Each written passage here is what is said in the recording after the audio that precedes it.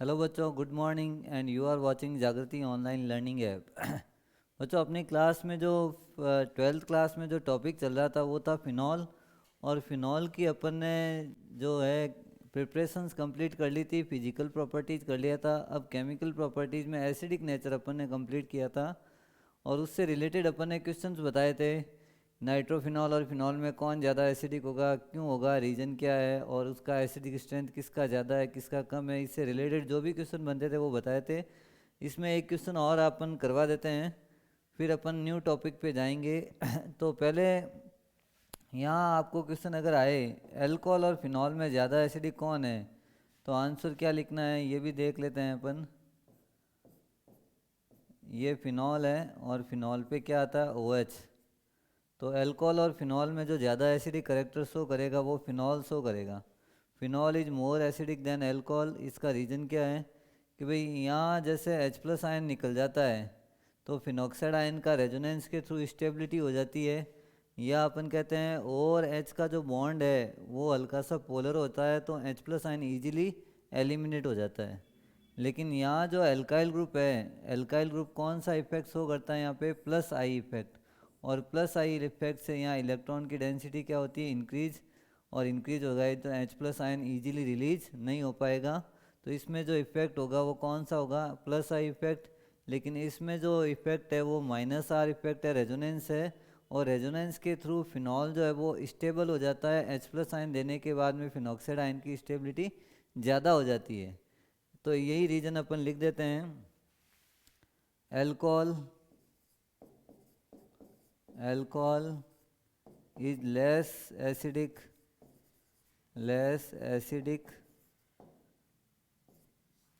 than phenol because in alcohol alkyl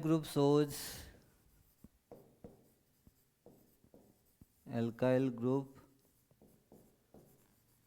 shows plus I effect,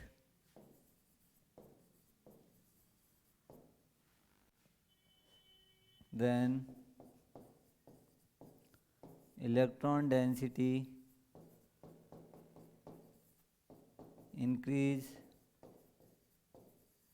on oxygen atom,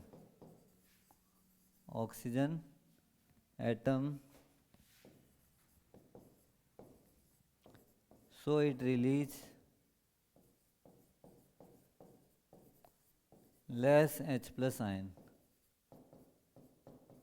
ion. But in phenol, removal of H+ ion it is it shows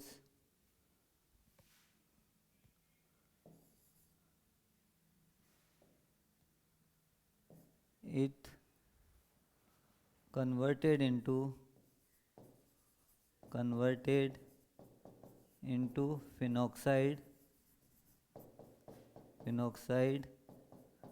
that is more stable।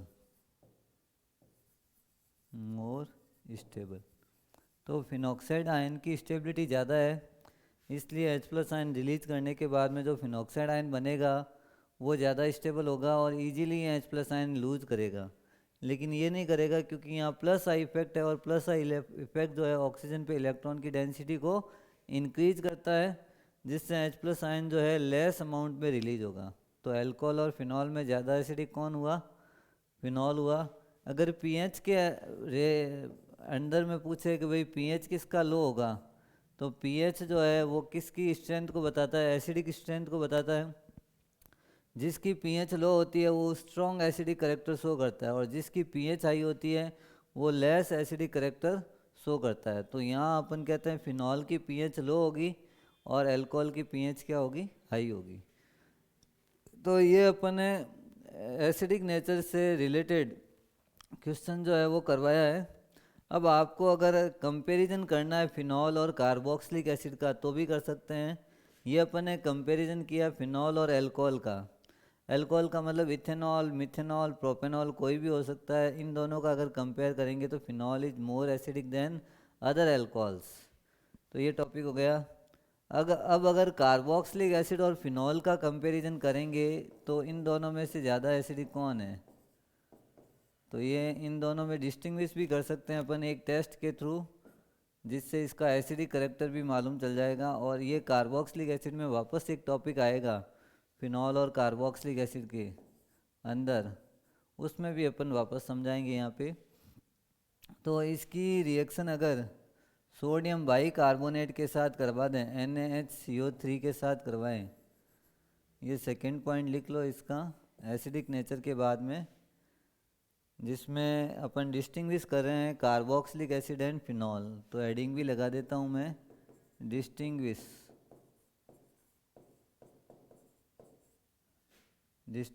Between carboxylic acid and phenol, इन दोनों में distinguish करना है, वो देख लेते हैं। Carboxylic acid की रिएक्शन NaHCO3 के साथ करवाई, तो ये क्या करेगा, यहाँ से कार्बोक्सिलेट आयन बना देगा, सोडियम कार्बोक्सिलेट बन गया ये ONa। यहाँ से डिस्प्लेस करेगा H+ आयन को, और यहाँ से एक CO2 गैस H+ और ये O मिलके क्या बन जाएगा यहाँ पे H2O, और साथ में एक CO2 गैस एलिमिनेट होती है। तो अपन को मालूम चल जाएगा कि ये कार्बोक्सिलिक एसिड है। और फिनॉल में अगर NaHCO3 डालेंगे अपन, NaHCO3 सोडियम बाई कार्बोनेट, जिसको अपन बेकिंग सोडा भी बोलते हैं, ये अगर डालेंगे तो इसमें कोई भी CO2 गैस एलिमिनेट नहीं होगी। तो बबल्स के फॉर्म में जो रिलीज होती है गैस वो CO2 है, बबल्स बनेंगे और बबल्स से मालूम चल जाएगा कि भाई यहाँ वास्तव में रिलीज हो रही है CO2, तो कार्बोक्सिलिक एसिड रिएक्ट कर रहा है बेकिंग सोडा मतलब सोडियम बाई कार्बोनेट के साथ। अगर फिनॉल के साथ सोडियम बाई कार्बोनेट की रिएक्शन करवाएंगे तो यहाँ कोई भी रिएक्शन नहीं होगी। इससे अपन डिस्टिंग्विश कर सकते हैं कि कौन सा कार्बोक्सिलिक एसिड है और कौन सा फिनॉल है। तो इस टेस्ट को लिख देते हैं, carboxylic acid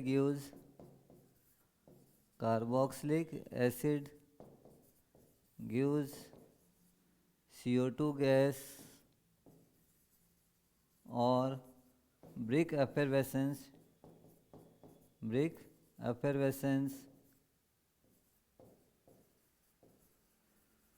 with sodium bicarbonate NaHCO3, but phenol do not give this test. Phenol does not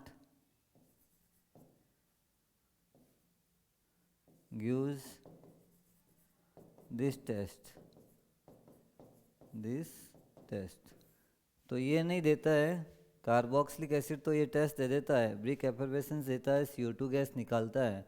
लेकिन ये जो फिनॉल है, फिनॉल ये सोडियम बाइकार्बोनेट के साथ में ये रिएक्शन नहीं देता है, जिससे अपन डिस्टिंग्विश कर सकते हैं फिनॉल और कार्बोक्सिलिक एसिड में इस रिएक्शन के थ्रू। तो ये अपना सेकंड टॉपिक था केमिकल प्रॉपर्टीज़ में एसिडिक नेचर के बाद में अपन सेकंड टॉपिक क्या लिख सकते हैं, distinguish between carboxylic acid and phenol, और ये रिएक्शंस भी बता सकते हैं।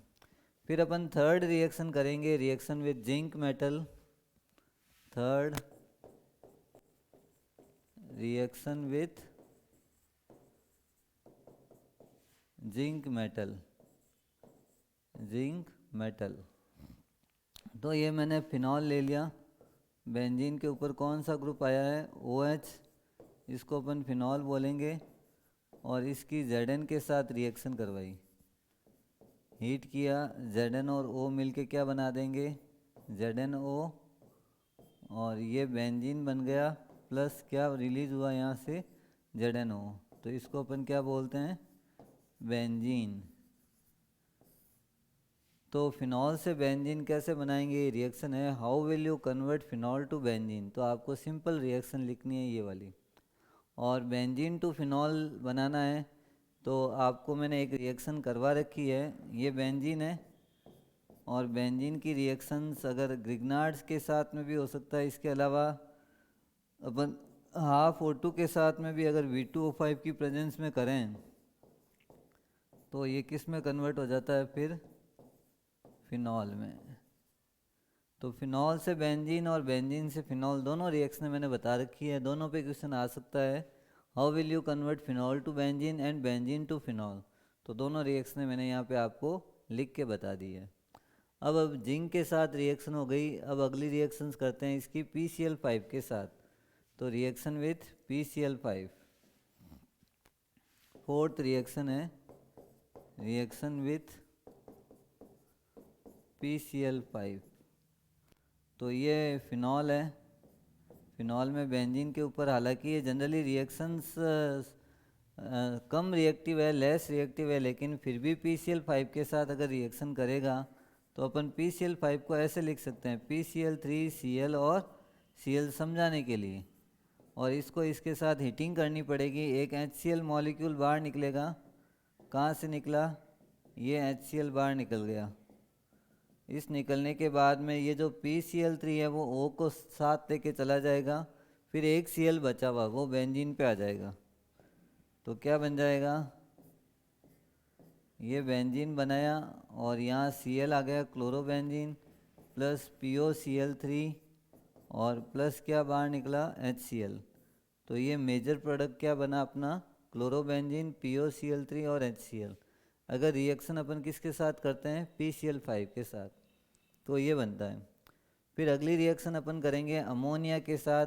अमोनिया के साथ क्या बनता है, fourth fifth reaction, reaction with ammonia, with ammonia. और अमोनिया को क्या बोलते हैं, NH3। एल्कोहलिक अमोनिया या एक्वस अमोनिया हो सकता है। ये फिनॉल ले लिया मैंने, बेंजीन के ऊपर OH और इसकी रिएक्शन अमोनिया के साथ। इस अमोनिया को ऐसे भी लिख सकता हूँ H और NH2। समझाने के लिए यहाँ से एक मॉलिक्यूल बाहर निकल जाएगा, कौन सा, वो OH को ले लेगा यहाँ से, OH और H मिलके क्या बना देगा, H2O। पीछे बचा NH2, वो NH2 यहाँ लग जाएगा। कैटलिस्ट अपन को लेना है ZnCl2 573 पे केल्विन पे। तो बेंजीन के ऊपर अब जो ग्रुप आएगा वो कौन सा आ जाएगा, यहाँ पे NH2। ये NH2 आ जाएगा और साथ में जो मॉलिक्यूल रिलीज हुआ है वो है वाटर। और इस बेंजीन के ऊपर NH2 को अपन क्या बोलते हैं, एनिलीन। क्या बोलेंगे इसको, एनिलीन। तो जब एमिनो ग्रुप आता है इसको तो एनिलीन बोलते हैं, ये बेसिक करेक्टर का होता है। जबकि फिनॉल अपने कौन से करेक्टर शो करता है, एसिडिक करेक्टर शो करता है। फिफ्थ रिएक्शन के बाद में सिक्स रिएक्शन है ईथरेशन। ईथरेशन मतलब ईथर बनाना है। फिनॉल से ईथर कैसे बनाएंगे, तो ये फिनॉल है, बेंजीन के ऊपर कौन सा ग्रुप आएगा, OH। और OH की रिएक्शन अगर मैं, ये एसिडिक करेक्टर है तो वो बेस से रिएक्ट करेगा, NaOH बेस है तो अपन कहेंगे ये H हट जाएगा, उसकी जगह Na आ जाएगा। तो सोडियम फिनॉक्साइड बना, ये बना ONA, सोडियम फिनॉक्साइड बन गया। अब इसी की रिएक्शन RX के साथ कराएंगे। RX का मतलब एल्काइल एलाइड, CH3Cl या C2H5Cl के साथ। Na और X बाहर निकल जाएगा, Na किसके साथ चला जाएगा, X के साथ। और यहाँ पर O के साथ आ जाएगा R प्लस जो रिलीज हुआ वो कौन सा है, NaX। तो ये जो ईथर बनेगा इसको क्या बोलेंगे अपन, एरोमेटिक ईथर। ये एरोमेटिक ईथर इसमें बन गया। तो ईथरेशंस में ईथर भी बना सकते हैं, लेकिन बनाएंगे कैसे, पहले NaOH के साथ करवाया तो सोडियम फिनॉक्साइड बनेगा। और सोडियम फिनॉक्साइड की रिएक्शन एल्काइल एलाइड के साथ अगर करवाएंगे तो ये ईथर में कन्वर्ट हो जाएगा, एरोमेटिक ईथर है। अगर यहाँ पे R की जगह CH3 लेंगे तो CH3 में ये अलग रिएक्शंस यहाँ पे बन सकती है। तो ये रिएक्शन हो गई अपनी ईथर फॉर्मेशंस की। अब अगली रिएक्शंस करते हैं इसके बाद एस्ट्रीफिकेशंस। तो नेक्स्ट रिएक्शन आ जाएगी सेवंथ, एस्ट्रीफिकेशन। एस्टरिफिकेशन। तो ये एस्टरिफिकेशन में अपन जो फॉर्मेशन बताएंगे वो किसका फॉर्मेशन बताएंगे, एस्टर का फॉर्मेशन बताएंगे। एस्टर कैसे बनता है इसको अपन समझाएंगे। एस्टरिफिकेशन में करना क्या है, अब अपन को एस्टरिफिकेशन में कार्बोक्सिलिक एसिड लेना है, RCOOH, ये कार्बोक्सिलिक एसिड, और उसकी रिएक्शन अगर किसके साथ कराते हैं, फिनॉल के साथ। तो ये फिनॉल है, बेंजीन के ऊपर कौन सा ग्रुप आया है, OH। तो कार्बोक्सिलिक एसिड का यहाँ पर जो है OH रिलीज होगा और इसका क्या रिलीज हो जाएगा, H+ आयन। तो हाइड्रोक्सिल ग्रुप ये रिएक्शन कर देगा और करने के बाद में क्या आ जाएगा, बेंजीन तो है ही है, बेंजीन के ऊपर O, फिर CO और R, ये जो है इसको अपन क्या बोलते हैं, ईस्टर। तो ये ईस्टर बन गया। अब अगर R की वैल्यू रखनी है तो R की वैल्यू रख सकते हैं अपन। R की जगह मैंने क्या रख दिया, CH3COOH और प्लस फिनॉल तो लेना ही है, ये फिनॉल ले लिया, बेंजीन के ऊपर कौन सा लिया, OH, और ये H+ आयन की प्रेजेंस में हीट करते हैं इसको। तो यहाँ से OH रिलीज हुआ और वहाँ से H, तो ये बन जाएगा, ये ग्रुप आ गया, इसमें बेंजीन बना दिया, फिर OCO और CH3 प्लस H2O बाहर निकल गया। अब यहाँ अपन इसका नाम लिखते हैं, तो O के साथ में जो ग्रुप लगा हुआ है उसको अपन क्या नाम देते हैं, फिनाइल, फिनाइल, और 2 कार्बन वाले को क्या बोलेंगे, एसीटेट। तो ये जो नाम बन जाएगा इसका नाम हो जाएगा फिनाइल एसीटेट। तो इसमें अपन एस्टरिफिकेशन में कार्बोक्सिलिक एसिड और फिनॉल की रिएक्शन के थ्रू अपन क्या बना सकते हैं, ईस्टर बना सकते हैं, ये एस्टरिफिकेशन है। अब 8th रिएक्शन बेंजोइलेशन, अगर इसका करते हैं बेंजोइलेशन, ये एसिटाइलेशन या बेंजोइलेशन कोई भी आ सकता है इसमें, और एस्टरिफिकेशन में हल्का सा ही चेंज है, थोड़ा सा ही चेंज है। तो ये अपन फिनॉल लेते हैं, फिनॉल में बेंजीन के ऊपर क्या लगता है, OH, और इसी की reaction benzoyl chloride, benzoyl chloride का फॉर्मूला होता है CO डबल बॉन्ड और Cl, ये इसके साथ है, और इसका नाम क्या है, बेंजोइल क्लोराइड, बेंजोइल क्लोराइड। अब इसके साथ अगर हीट करेंगे, गर्म करेंगे, तो यहाँ से एक HCl और यहाँ से क्या गायब हो जाएगा, H। तो HCl निकलने के बाद में ये कौन सा ग्रुप बचेगा, ये देखो इधर, बेंजीन, फिर O, CO, और फिर ये बेंजीन से कनेक्ट है। तो इसका नाम फिनाइल एसीटेट की जगह फिनाइल बेंजोएट लिख देंगे, फिनाइल बेंजोएट। ये एस्टरिफिकेशन का ही पार्ट है जिसमें अपन HCl को रिलीज करते हैं यहाँ से और ये बना देते हैं, बेंजोइल क्लोराइड के साथ इसकी रिएक्शन करवाई है, इसलिए रिएक्शन का नाम भी क्या रखा है, बेंजोइलेशन। तो ये 7-8 रिएक्शन है। लास्ट एक और रिएक्शन है जिसमें अपन करेंगे इसका ऑक्सीडेशंस। तो ऑक्सीडेशन किसके साथ करना है ये अपन देखते हैं, ऑक्सीडेशंस नेक्स्ट पेज पे करते हैं ये, इसको लास्ट है 9th रिएक्शन, ऑक्सीडेशन। अगर फिनॉल का ऑक्सीडेशन करना है, ये बेंजीन है और इस पर कौन सा ग्रुप लगाया हुआ है, OH, इसको अपन क्या नाम देते हैं, फिनॉल, और इसका ऑक्सीडेशन करना है हाफ O2 के साथ, या O2 भी ले सकते हैं, इसकी जगह आप O2 भी ले सकते हैं, तो हटा देते हैं आपको। तो ऑक्सीडेशन में O2 के साथ अगर रिएक्शन करा और प्रेजेंस किसकी है, Na2Cr2O7 सोडियम डाइक्रोमेट या पोटेशियम डाइक्रोमेट, और एसिडिक मीडियम में, एसिडिक मीडियम में कोई भी जो कैटलिस्ट है वो स्ट्रॉन्ग ऑक्सीडाइजिंग एजेंट की तरह बिहेव करता है, तो सोडियम डाइक्रोमेट एसिडिक मीडियम में स्ट्रॉन्ग ऑक्सीडाइजिंग, ये इसको ऑक्सीडेशन ऐड करेगा, ऑक्सीजन ऐड करेगा और हाइड्रोजन को रिमूव करेगा। तो दो ऑक्सीजन है, अपन कहते हैं हर एक कार्बन के साथ H भी अटैच है। तो पैरा पोजीशन पे जो H है, यहाँ एक H लगा हुआ है, ये H, ये H और ये H और एक O मिलके क्या बना देंगे, H2O बाहर निकल जाएगा।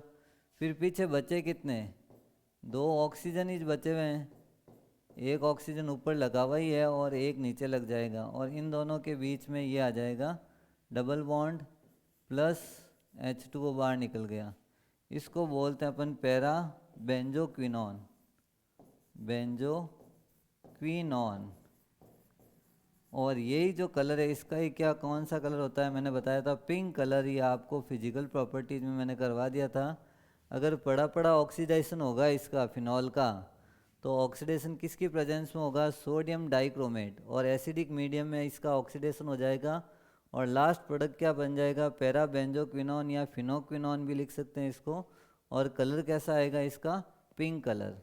तो अपन ने जो वो 9 रिएक्शनें करवाई है, सबसे पहले एसिडिक नेचर बताया, फिर अपन ने इसमें कार्बोक्सिलिक एसिड और फिनॉल के बीच में कंपैरिजन बताया सेकेंड रिएक्शन के अंदर।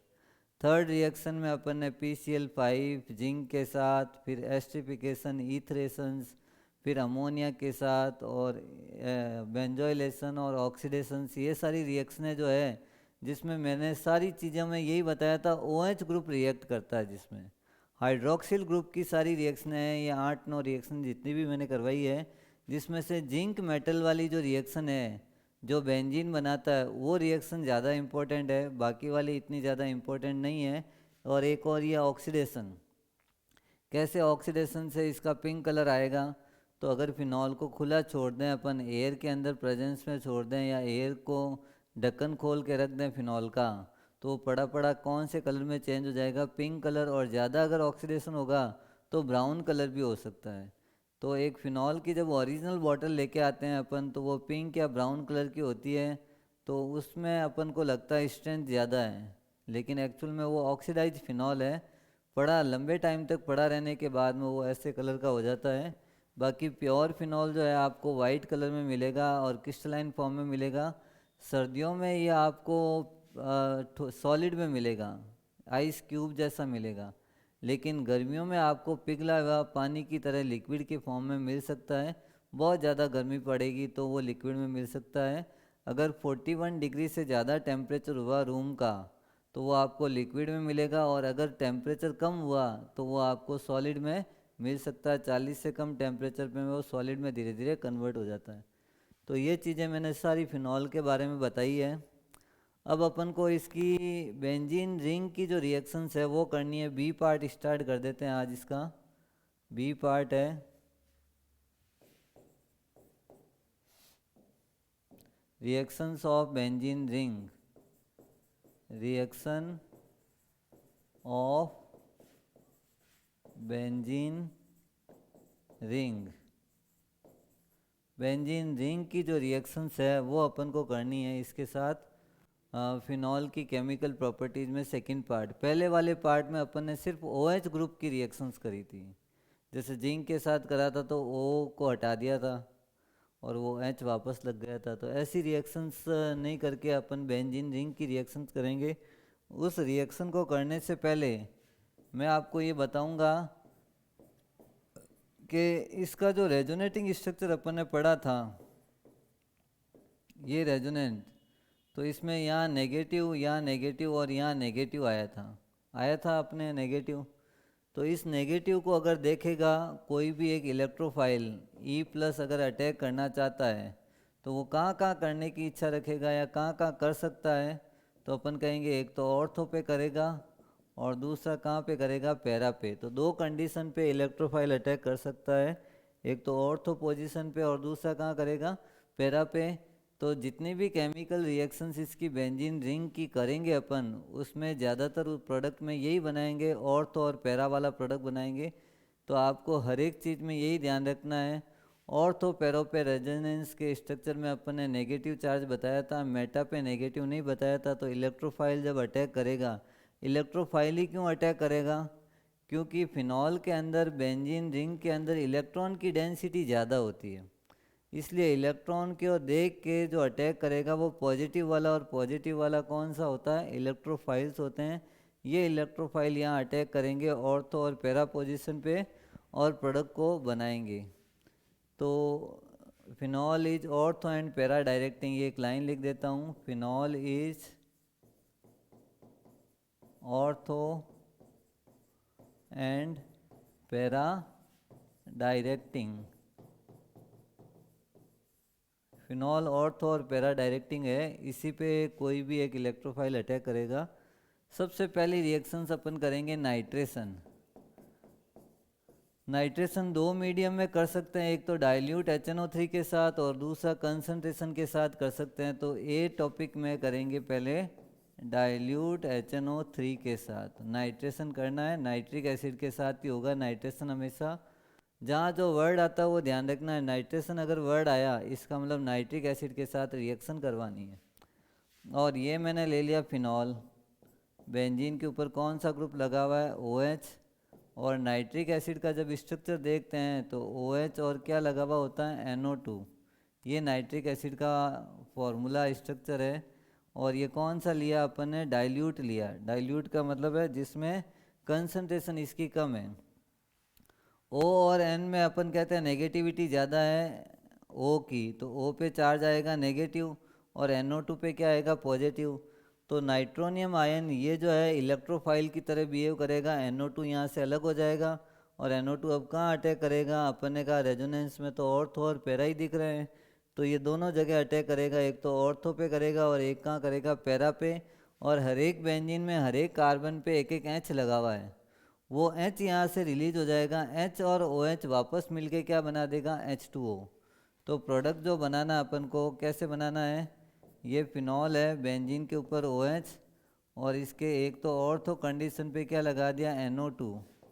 और एक कौन सी कंडीशन पे NO2 लगाना है अपन को? पैरा कंडीशन पे NO2 लगाना है। और ये फिनॉल के साथ में रिएक्शंस नाइट्रिक एसिड की, प्लस साथ में बाई प्रोडक्ट क्या बनाना है? वाटर।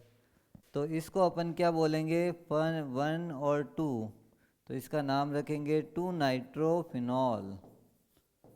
2-नाइट्रोफिनॉल। और इसका नाम क्या रखेंगे? 4-नाइट्रोफिनॉल। 4-नाइट्रोफिनॉल। तो 2-नाइट्रोफिनॉल और 4-नाइट्रोफिनॉल बना कैसे है? एक नाइट्रेशन रिएक्शन से करके बना है, और नाइट्रेशन में भी कौन से के साथ किया है? डाइल्यूट HNO3 के साथ रिएक्शन की है। अब अपन को रिएक्शन करनी है कंसनट्रेटेड के साथ, नाइट्रिक एसिड के साथ। तो वो कैसे करना है देखो, बी पार्ट इसका ले लेते हैं। बी पार्ट इसका ले लेते हैं, reaction with concentrated HNO3। Concentrated HNO3 pure concentrated HNO3 react नहीं करेगा, लेकिन अपन कहेंगे इसमें HNO3 का ये OH और क्या ले लिया? NO2 प्लस और OH माइनस। और जो कैटलिस्ट लेंगे यहाँ पे वो लेंगे कंसनट्रेटेड H2SO4, सल्फ्यूरिक एसिड ले लेंगे। और कौन सा वाला लिया यहाँ पे? कंसनट्रेटेड HNO3 की प्रेजेंस में लेंगे कंसनट्रेटेड H2SO4, दोनों को साथ में। अगर दोनों को साथ में लेंगे तो इस मिक्सर को बोलते हैं नाइट्रेटिंग मिक्सर। अब NO2 अटैक करेगा, NO2 पॉजिटिव है, वो अटैक करेगा कहाँ कहाँ करेगा? ऑर्थो और पैरा पे। तो लेकिन यहाँ नाइट्रोनियम आयन ज़्यादा निकलेंगे, और किसकी प्रेजेंस में ये रिएक्शन हो रही है? H2SO4। तो NO2 आयंस की प्रोबेबिलिटी या प्रेजेंस ज़्यादा रहेगी। तो NO2 अगर ज़्यादा होंगे तो वो कहाँ कहाँ पे अटैक कर सकते हैं? तीनों पोजीशन पे कर सकते हैं, ऑर्थो, पैरा और ऑर्थो, तीनों जगह करेंगे, एक ही मॉलिक्यूल में कर देंगे। तो एक ही मॉलिक्यूल में करने के बाद में क्या बन जाएगा? यहाँ पे एक NO2 यहाँ लगा, दूसरा NO2 यहाँ लगा और तीसरा NO2 यहाँ लगा, और एक OH लगा हुआ ही है। तो इसके भले आप 3 मॉलिक्यूल लिख दो। लिखने के बाद में ये वापस साथ में बाई प्रोडक्ट क्या निकल जाएगा? 3H2O, क्योंकि 3 H यहाँ से निकलेगा, एक H यहाँ से, एक H यहाँ से, एक H यहाँ से। तो तीनों जगह से H रिलीज होने के बाद में 3H2O रिलीज हो जाएगा। और ये नाइट्रेटिंग मिक्सर है जिसको अपन कंसनट्रेटेड HNO3 और H2SO4 के मिक्सर को क्या बोलते हैं, नाइट्रेटिंग मिक्सर। और यहाँ जो प्रोडक्ट बना है इसका IUPAC नाम लिखना है अपन को 2,4,6 ट्राई नाइट्रोफिनॉल, या इसी का एक और नाम है पिक्रिक एसिड। ये इसी का एक नाम है। तो ये नाम अपन को ध्यान रखना है, पिक्रिक एसिड किसे कहते हैं, किसको बोलते हैं, और 2,4,6 ट्राई-नाइट्रोफिनॉल किसको बोलते हैं, ये चीज़ें अपन को ध्यान रखनी है। तो ये अपना जो रिएक्शन हुआ वो कौन सा हुआ अभी तक, नाइट्रेशन। अब नाइट्रेशन के बाद में सेकेंड रिएक्शन लेते हैं सल्फोनेशन।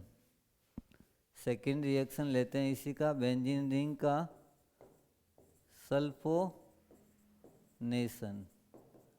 सल्फोनेशन में जो रिएक्शन करेंगे अपन सल्फ्यूरिक एसिड के साथ, H2SO4 के साथ ही करेंगे।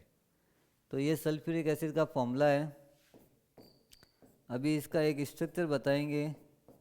ये फिनॉल है, बेंजीन के ऊपर OH, और सल्फ्यूरिक एसिड का स्ट्रक्चर ये ऐसा होता है OH S double bond O और OH। ये कंसनट्रेटेड लिया अपन ने, हीट किया इसको इसके साथ, और O और S में अपन देखते हैं O माइनस SO3H प्लस।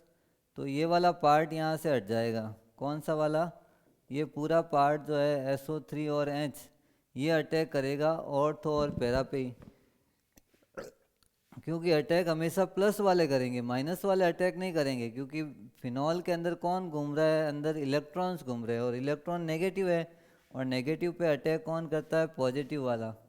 और जहाँ पे भी अटैक करेगा वहाँ से H को रिलीज कर देगा। H निकलने के बाद में वो किससे कंबाइंड हो जाएगा, OH से, और एक बाई प्रोडक्ट बनेगा, एक और प्रोडक्ट बनेगा। इसमें पैरा वाले ज़्यादा बनते हैं थोड़े से क्वांटिटी में, ऑर्थो वाले थोड़े कम बनते हैं। और प्लस जो रिलीज हुआ वो कौन सा गैस रिलीज, वाटर रिलीज हुआ यहाँ से। अब इनका नाम लिखना है, ये सल्फोनिक एसिड बोलते हैं। SO3H को कौन सा एसिड बोलेंगे, सल्फोनिक एसिड। अब sulphonic acid main functional group है अपना, तो और 2 पे क्या लगा हुआ है, हाइड्रोक्सी। तो नाम क्या रखेंगे, 2 hydroxy benzene sulphonic acid, benzene sulphonic acid. अब इसका तो लिख लिया, इसके पड़ोसी का नाम भी यही है। देखो यहाँ से नंबरिंग करेंगे SO3H से 1 2 3 और 4 पे जा रहा है, 4 हाइड्रोक्सी बेंजीन सल्फोनिक एसिड। ये किसका नाम हो जाएगा, इसके पास वाले का। तो ऑर्थो और पैरा पे ही अटैक करवाया मैंने भी इसमें, तो आपको भी ये ध्यान रखना, ऑर्थो और पैरा पे ही अटैक होगा। थर्ड रिएक्शन जो करेंगे अपन वो है इसकी फ्रीडेल-क्राफ्ट रिएक्शन। थर्ड रिएक्शन है फ्रीडेल-क्राफ्ट।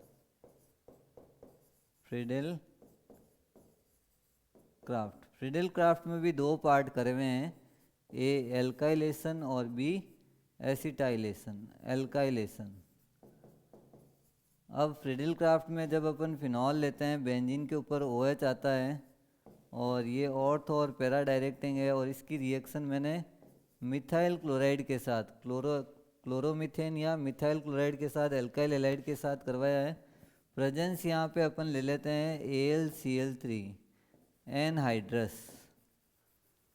इसका रोल है, देखो एनहाइड्रस का रोल है, ये Cl को पहले अपने पास खींचेगा, तो CH3 पे चार्ज क्या आया प्लस, Cl पे चार्ज क्या रहा माइनस। CH3 अटैक करेगा ऑर्थो और पैरा पे, क्योंकि इलेक्ट्रोफाइल को अटैक करवाना है। इलेक्ट्रोफाइल इलेक्ट्रॉन लविंग स्पीसीज है, तो पॉजिटिव वाले को ही अटैक करवाना है। और कहाँ पे करवाना है, एक तो ऑर्थो पे करवा देंगे, और दूसरा कहाँ करवाएंगे, पैरा पे करवा देंगे।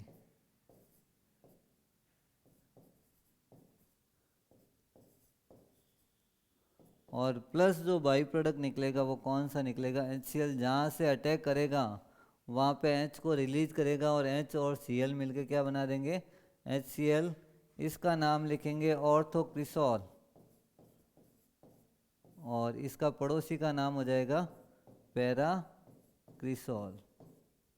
तो ऑर्थो और पैराक्रिसॉल अपने यहाँ बन जाएगा इसमें। और कैसे ये रिएक्शन करेगा ये अपन ने बता दिया यहाँ पे कैसे प्रोडक्ट बनता है। ये तो एल्काइलेशन किया। अब इसी का एक और पार्ट है एसिटाइलेशंस, वो भी कर लेते हैं। सेकंड पार्ट बी पार्ट पढ़ लेते हैं इसका, एसिटाइलेशंस। एसिटाइलेशन, तो एसिटाइलेशन में एसिटाइल क्लोराइड के साथ, ये तो एल्काइल हैलाइड हुआ, अब उसकी रिएक्शंस एसिटाइल क्लोराइड के साथ करनी है। लेना क्या आपको, फिनॉल बेंजीन के ऊपर OH, और रिएक्शन किसके साथ करवानी है, एसिटाइल क्लोराइड CH3CO और Cl। और कैटलिस्ट कौन सा है, AlCl3 एनहाइड्रस। एनहाइड्रस AlCl3 में अपन ने कहा Cl- है वो बाहर निकलेगा, लेकिन CH3CO ये कौन सा चार्ज का है, प्लस का। और प्लस वाला अटैक करेगा कहाँ कहाँ पे, ऑर्थो और पैरा पे। इसमें भी दो प्रोडक्ट बनाने हैं अपन को, ऑर्थो पैरा वाले। एक तो हो जाएगा यहाँ पे OH और यहाँ लग जाएगा COCH3। एक तो ये बन जाएगा प्लस, दूसरे में ये OH और यहाँ पर आ जाएगा COCH3 प्लस बाई प्रोडक्ट में HCl निकलेगा। अब इनके नाम देने हैं, नाम कैसे देंगे देखो। COCH3 को एसीटो ग्रुप बोलते हैं और ये फिनॉन है, लेकिन aceto group functional group main important ये वाला है। कीटोन के बाद में अल्कोहल का नंबर आता है, तो पहला नंबर ये कीटोन को, फिर सेकंड ये। तो यहाँ पे 2 पे क्या लगा हुआ है, हाइड्रोक्सी, तो नाम क्या रखेंगे, 2 हाइड्रोक्सी, ये तो हो गया। फिर यहाँ एसीटोफिनॉन, एसीटोफिनॉन, तो 2 हाइड्रोक्सी एसीटोफिनॉन इस पूरे का नाम है। CH3CO और बेंजीन का पूरे का नाम क्या रखा हुआ है, एसीटोफिनॉन, और 2 पे क्या लगा हुआ, हाइड्रोक्सी, तो ये इसका नाम है। और इसके पड़ोसी का नाम क्या हो जाएगा, 4 हाइड्रोक्सी एसीटोफिनॉन। तो ये रिएक्शन है। जितनी भी रिएक्शनें करवा रहा हूँ, देखो काफ़ी सारी रिएक्शनें मैं करवा रहा हूँ, लेकिन जो इम्पोर्टेंट है नेम रिएक्शन, जैसे अपने का ये फ्रीडेल क्राफ्ट वाली इम्पोर्टेंट है। इसके अलावा उससे पहले नाइट्रेशन थोड़ा इम्पोर्टेंट है, ज़्यादा इम्पोर्टेंट नहीं है, लेकिन ज़्यादा इम्पोर्टेंट कौन सा है, अपना फ्रीडेल क्राफ्ट वाला। ये क्वेश्चन पहले आ रखा है, बोर्ड में भी पूछा हुआ है, फ्रीडेल क्राफ्ट रिएक्शन को एक्सप्लेन करो या रिएक्शन लिखो। तो ये इसको पूरी आपको डिटेल में मैंने बता दिया। इसके अलावा जो भी नेम रिएक्शंस अगर आएगी, जैसे राइमर टीमान कॉल्बे वगैरह, ये जो रिएक्शंस आएगी वो ज़्यादा इम्पोर्टेंट है दूसरी रिएक्शनों से। तो हर एक रिएक्शंस को आपको ऐसे टेंशन नहीं लेना है कि हर रिएक्शन को याद करना है। सर ने बोला हर रिएक्शन को लिख लिख के याद करना है, इतना ज़्यादा बर्डन नहीं लेना है। बर्डन उसका लो नेम रिएक्शंस का। नेम रिएक्शन को ज़्यादा से ज़्यादा लिख के लर्न करो, उसको याद करो और बिना देखे लिखने की ट्राई करो, तो वो आपसे हो जाएगा। अदरवाइज़ अगर नेम रिएक्शंस भी नहीं कर पाए आप तो एग्ज़ाम में फिर प्रॉब्लम आएगी। तो अभी मैं जो बता रहा हूँ वो चीज़ें साथ में, ये चीज़ इसलिए बता रहा हूँ क्योंकि आप लोग देखते रहते हो, नींद आ जाती है, ध्यान देते नहीं हो। लेकिन इसमें जो नेम रिएक्शंस आती है उस समय आपको अलर्ट रहना है, ध्यान देना है, और पूरा वीडियो को अच्छी तरह डबल बार वॉच करो ताकि कोई रिएक्शन मिस नहीं हो जाए। कहीं पे आपको कुछ टॉपिक समझ में नहीं आए तो वो पूरा क्लियर हो जाए, इसलिए डबल वॉच करो। और ये रिएक्शंस को लिख लिख के आपको लर्न करना है। जो नेम रिएक्शंस का है वो ज़्यादा ध्यान देना। बाकी काफ़ी रिएक्शनें आएगी, हर एक रिएक्शंस को मैं नहीं बोलूँगा कि आप सारी रिएक्शनें याद करो, तो इसको ध्यान देना है आपको। अगला जो टॉपिक आएगा फोर्थ, ये हो गया, फिफ्थ है, थर्ड हो गया शायद, फोर्थ करते हैं ब्रोमिनेशन। ब्रोमिनेशन, अब ब्रोमिनेशन में भी दो मीडियम कर रखा अपन ने, एक तो पोलर मीडियम और एक क्या है, नॉन पोलर। तो ए वाला जो है अपन नॉन पोलर मीडियम कर देते हैं, जिसमें रिएक्शन कैसे हो जाएगा और उसमें ब्रोमिनेशन करना है। ये फिनॉल ले लिया, बेंजीन के ऊपर कौन सा ग्रुप लगा दिया अपन ने, OH, और इसकी रिएक्शन किसके साथ करानी है, Br2 के साथ। प्रेजेंस CCl4 या CS2, कार्बन डाइसल्फाइड या CCl4, ये दोनों नॉन पोलर है, तो इसको ध्यान रखना आपको। अब ब्रोमीन में आपको बता देता हूँ, ब्रोमीन अगर ब्रेक करोगे तो Br प्लस भी होगा और Br माइनस भी होगा, तो प्लस वाला अटैक करेगा। और कहाँ कहाँ करेगा? ऑर्थो और पैरा पे, जहाँ से H को रिलीज करेगा वो Br से कनेक्ट हो जाएगा। तो ये प्रोडक्ट मैंने बनाया OH, यहाँ Br, और एक प्रोडक्ट है जिसमें OH के साथ पैरा पे Br। इसमें से इसका अगर नाम लिखना, फंक्शनल ग्रुप मेरे पास OH है, तो ये फिनॉल है। फिनॉल के 2 नंबर पे ब्रोमो लगा हुआ है, तो नाम क्या रखेंगे? 2 ब्रोमो फिनॉल। तो ये इसका IUPAC नाम हो गया, 2 ब्रोमोफिनॉल, और उसके पड़ोसी का नाम हो जाएगा 4 ब्रोमोफिनॉल। ये हो गया नॉन पोलर मीडियम। अब बी पार्ट इसका कर देते हैं पोलर मीडियम। पोलर मीडियम, अब पोलर मीडियम में क्या करते हैं? ब्रोमिनेशन करना तो है, लेकिन वाटर की प्रेजेंस में करेंगे। OH लगा हुआ है प्लस 3Br2, और किसकी प्रेजेंस में करेंगे अपन? वाटर की प्रेजेंस में करेंगे। और वाटर की प्रेजेंस में अगर इसका ब्रोमिनेशन करेंगे तो Br ऑर्थो पे, पैरा पे, क्योंकि पोलर मीडियम में ज़्यादा Br रिलीज होंगे, Br का ब्रेकेज ज़्यादा होगा, और ज़्यादा Br ब्रेकेज होंगे तो वो ज़्यादा अटैक करेंगे। और अटैक कहाँ कहाँ पे करेंगे? फिक्स है, ऑर्थो, पैरा और ऑर्थो पे, तो तीनों जगह लगाना है, क्योंकि पोलर मीडियम में आयंस ये ज़्यादा रिलीज हो जाएंगे और ज़्यादा से ज़्यादा अटैक करेंगे। प्लस जो बाहर निकलेगा 3HBr, और इसमें भी एक HBr बाहर निकलेगा। और यहाँ इसका जो नाम रखेंगे, ये वाइट PPT बनता है 2,4,6 ट्राई ब्रोमो और try bromo phenol. Try bromo phenol बन गया। ये रिएक्शन हो गई, ब्रोमिनेशन भी करा दिया। और तो पैरा को ही ध्यान रख के अपन सारी रिएक्शन करवा रहे हैं ताकि कहीं गड़बड़ नहीं हो जाए। और इसके बाद नेक्स्ट जो है वो है price rearrangement, fifth reaction. Fifth reaction है अपना प्राइस, FRIES, प्राइस रीअरेंजमेंट।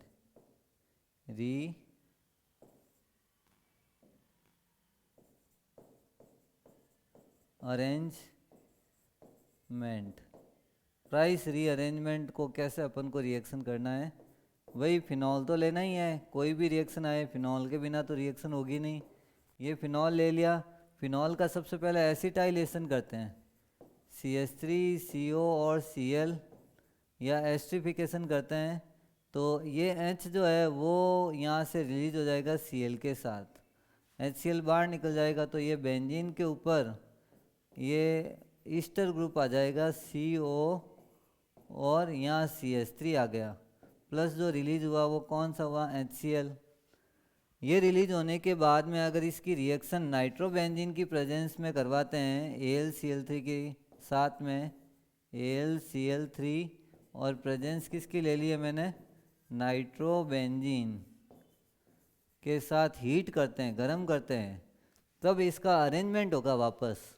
ये जो COCH3 ग्रुप है प्लस वाला, ये अटैक करेगा वापस ऑर्थो और पैरा पे। अब इसमें 2 प्रोडक्ट बन जाएंगे, ऑर्थो और पैरा को प्रोडक्ट नीचे लिख रहा हूँ। यहाँ पर आ गया OH और CO और CH3, एक तो ये बना, प्लस ये OH, और यहाँ पर CO और CH3। अब इनका नाम देना है। तो रीअरेंजमेंट, प्राइस रीअरेंजमेंट्स का मतलब भी आपको ये याद रखना, रीअरेंजमेंट करना पड़ेगा। अब रीअरेंजमेंट करने के साथ में पहले इंटरमीडिएट बना, और ये इंटरमीडिएट AlCl3 और नाइट्रोबेंजीन के प्रेजेंस में अगर हीट करेंगे तो इनका रीअरेंजमेंट होगा। फिर नाम वही है, एसिटोफिनॉन से नंबरिंग करनी है, मेन फंक्शनल ग्रुप अपना कीटोन है, तो नाम रखेंगे 2-हाइड्रोक्सी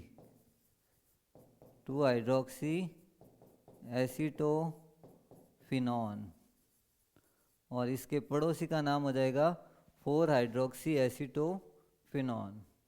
तो ये जो रिएक्शंस आज अपन ने बताई है, इसमें काफ़ी सारी रिएक्शनें अपन ने करवा दी।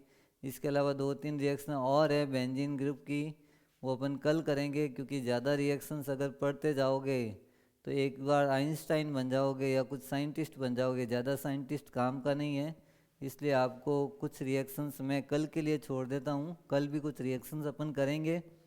आज तक की रिएक्शंस को जो जिसमें इम्पोर्टेंट है, प्राइस रीअरेंजमेंट भी इम्पोर्टेंट है, राइमट सॉरी अपन ने फ्रीडल क्राफ्ट कराया वो इम्पोर्टेंट है, एक ऑक्सीडेशन करवाया, और एक मैंने जिंक के साथ फिनॉल की रिएक्शन करवाई वो भी इम्पोर्टेंट है। इसके अलावा जो नॉर्मल रिएक्शंस काफ़ी करवाई है वो आपको एक बार देखना है, लेकिन जो इम्पोर्टेंट बोला उसको याद रखना है, कहीं पे भी एग्ज़ाम में आए तो उसको भूलना नहीं है। तो आज की रिएक्शंस में अपन इतना ही करते हैं, नेक्स्ट कल करेंगे जिसमें अपन आगे और कुछ रिएक्शंस बताएंगे। Thank you for joining this class and to be continue for watching this videos. Okay.